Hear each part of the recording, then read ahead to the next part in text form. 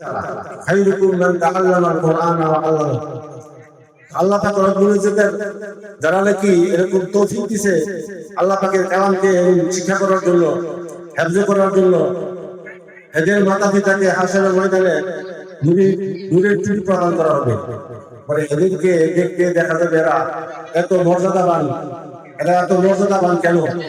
বলা হয়েছে যে আল্লাহ পাকের কালাম তারা কি করছে? শিক্ষা করছে। এই জন্য আর যারা হিফজ করছে হাসরের ময়দানে তাদেরকে তোমরা পাঠ করো আর কি করো, এক এক তবকা করে মর্যাদা গ্রহণ করো। যার পড়া যেখানে শেষ হবে ওইখানে তার বাসস্থান হবে, আল্লাহ তাআলা দান করবেন। আর তাদের মাতা পিতাকে নূরের টুপি প্রদান করা হবে। এত মর্যাদা কিসের কারণে? যে আল্লাহ পাকের কালাম এত মর্যাদাবান যে এই মর্যাদার এই কোরআনের কারণে, এই কোরআন যার উপরে নাযিল হয়েছে ওনার মর্যাদা পৃথিবীর সবার উপরে। আর যেই রাত্রে এই কোরআন নাযিল হয়েছে এই রাত্রিটা সমস্ত রাত্রের উপরে সম্মান। যেই মাসে নাযিল হয়েছে এই মাসটা সমস্ত রাতের উপরে সম্মান।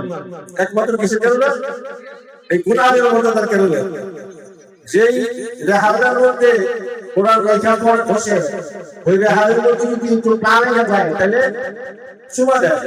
কিসের কারণে? এই কোরআনের মর্যাদার কারণে। আর কোরআনের মর্যাদার কারণে এখানে হচ্ছে গিলাফের ব্যবহার করে কাগজের মধ্যে গিলাফের ব্যবহার করা নিষেধ ছিল, কাগজের মধ্যে কোরআন শরীফ লেখা হয়। এমনি ভাবে যদি নাকি যে কোরআন শরীফে গিলাফ আছে এর মধ্যে দিয়ে একটু পা লেগে যায় গিলাফ কেন কি করে চুমা দেয়? এই কাপড়টার দাম কেন হলো? একমাত্র কোরআনের মর্যাদার কারণে। এমনি ভাবে আল্লাহ পাক রব্বুল ইজ্জত আর যেই সিনার মধ্যে আল্লাহ পাক এই কোরআন দান করছেন ওই সিনা জাহান্নামে আগুনের হারাম। তা ওই মর্যাদাবান সন্তানের পিতা আমরা হইছি, তারা আমরা আল্লাহর কাছে খুশি না যাবে। আল্লাহ পাক রব্বুল ইজ্জত আমাদেরকে ওই মর্যাদা শুনে আমাদের ছেলেদেরকে রামুল হাফেজ রামুল আলেম ভাইয়া এরকম সুপারিশ করবেন হাসরের ময়দানে। যারা নাকি হিফজ শেষ করছে, হাফেজ হয়েছে, আমল করছে হাসরের ময়দানে পক্ষে দিতে তো ইনশাআল্লাহ যাবেনই। আর 10 জন কি তার গার্জিয়ানদেরকে পিতা আত্মীয় স্বজনদেরকে 10 জনকে সুপারিশ করে যাদের হচ্ছে জাহান্নাম ওয়াজিব হয়ে গেছে। যাদের জন্য ফাঁসির হুকুম হয় ওই ফাঁসিকে কাটায়া তাকে গোল মাফ করে দেওয়া হয়। এখানে জান্নাত ওয়াজিব হয়ে গেছে, জাহান্নাম ওয়াজিব হয়ে গেছে। এরকম 10 জনকে সুপারিশ করে ওই কোরআন পড়নেওয়ালা হাসরের ময়দানে সুপারিশ করে জান্নাতের জন্য। সুবহানাল্লাহ।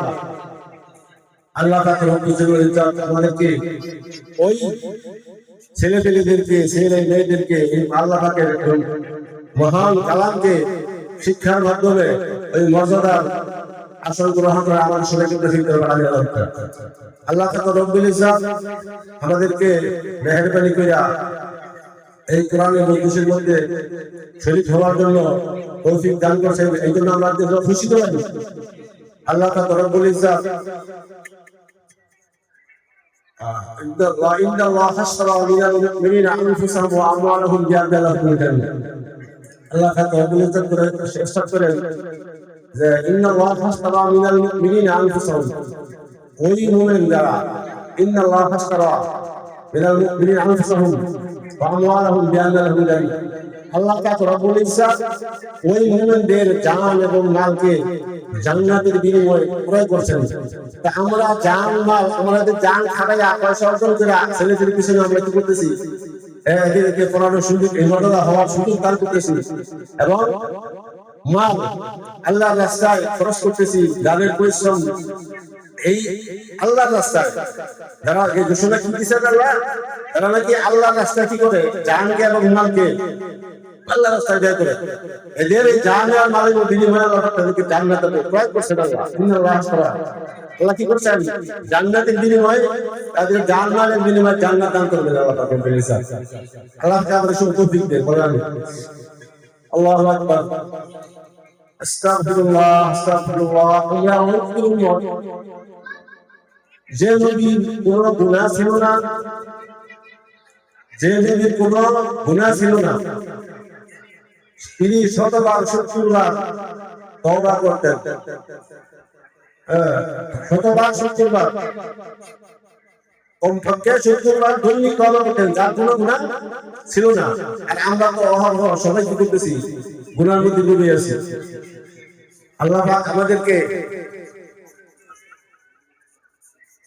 ওই নবীর খাঁটি উম্মত হওয়ার তৌফিক দান করেন।